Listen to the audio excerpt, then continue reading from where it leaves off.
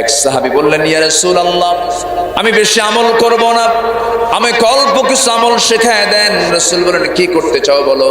5 ওয়াক্ত নামাজ পড়বো, রমজান মাসে রোজা রাখবো, হালালকে হালাল জানবো, হারামকে হারাম জানবো। আদখুলুল জান্নাতা ইয়া রাসূলুল্লাহ, আমি কি জান্নাত পাবো নাকি? রাসূল সঙ্গে সঙ্গে বলে দিলেন, এই সাহাবীটা জান্নাতে। জোরে কোন সুবহানাল্লাহ। রমজান মাস হলো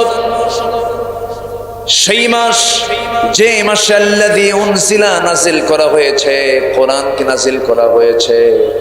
তাহলে রমজানটার মর্যাদা বেড়েছে কোরআন নাজিলের কারণে। আমরা মদিনায় যাই কেন? নবীর কবর থাকার কারণে। মক্কায় যাই কেন? আল্লাহর ঘর কাবা থাকার কারণে। কাবার জন্য মক্কার দাম বাড়লো, রাসূলের কবর থাকার জন্য মদিনার দাম বাড়লো। ও নামাজ থাকার কারণে ওযুর দাম বাড়লো। ঠিক তেমনি কোরআন নাজিলের কারণে রমজানের দামটা আল্লাহ তাআলা বেড়ে দিয়েছেন।